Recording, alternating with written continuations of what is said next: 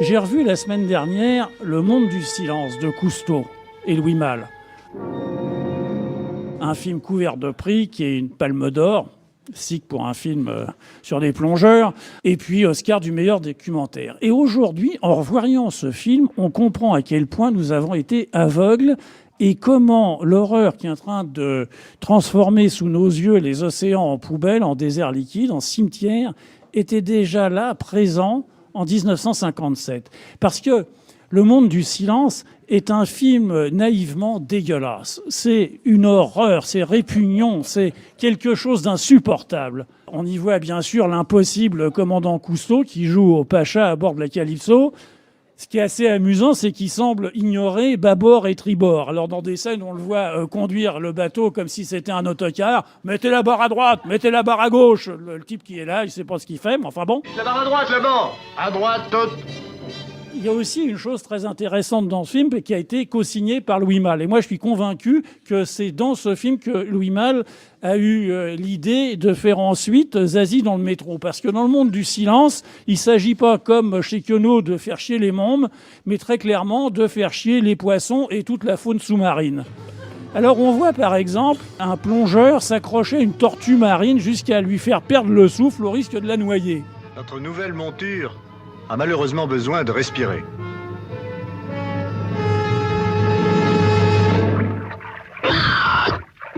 Alors plus tard, on verra la même bande d'abrutis satisfaits faire du rodéo sur des tortues terrestres et obliger ces pauvres bêtes à supporter leurs points insupportables. Mais c'est pas le pire. Sous prétexte de faire l'inventeur de la faune sous-marine d'un récif de corail.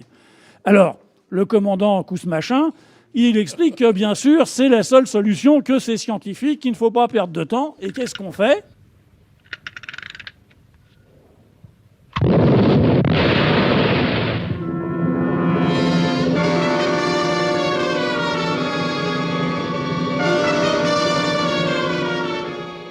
Eh bien, on balance des pains de dynamite.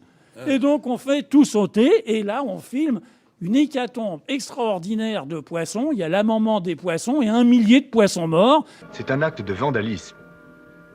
Mais c'est la seule méthode qui permette de faire le recensement de toutes les espèces vivantes. Et la barrière de corail, elle est ravagée par la dynamite. Vive la science!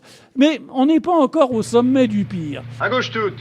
À un moment, ils suivent un banc de cachalots. Barre à droite, barre à gauche, si bien qu'ils finissent par heurter un cachalot.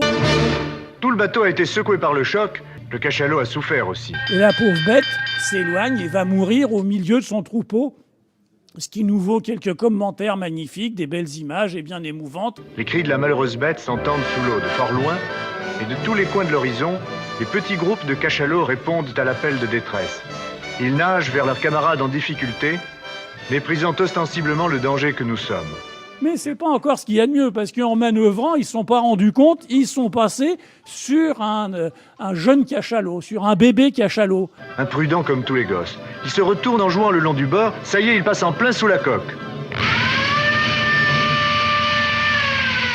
Qui lui est carrément haché menu. La pauvre bête a été lacérée par les pales d'hélice.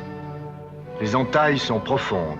Comme sont des grands cœurs, tous ces scientifiques achèvent la bête au fusil. Pendant que les requins le dévorent. Et alors là, les requins, c'est l'heure de la vengeance de la curée au nom du cachalot qu'ils ont assassiné.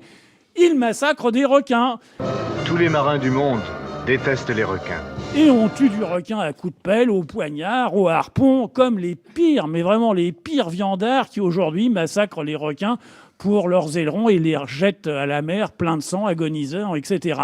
Et là, c'est la même chose. On baigne dans le sang et la bonne humeur parce qu'on a tué des requins et ça a vengé le cachalot qu'on a assassiné. Faut que ça saigne. Après ces heures épuisantes, nous reprenons la route. Comment on n'a pas vu ça à la sortie du film ? Pourquoi pas avoir compris que tous ces trucs d'abrutis, de faire sauter les récifs de coraux à la dynamite, d'emmerder les poissons, d'essayer de les noyer pour voir si ça donne quelque chose, de tuer des requins, d'abîmer et de tuer des cachalots. Voilà les coupables. Tiens, porte-les à la cuisine. C'était réellement prophétique, le monde du silence, parce que c'est bien le silence qui couvre aujourd'hui cette destruction massif des récifs de coraux, l'extermination des animaux marins, la chasse, la pollution, le cynisme de tous les gouvernements au nom de la science, de la recherche et du profit. Ouvre l'œil.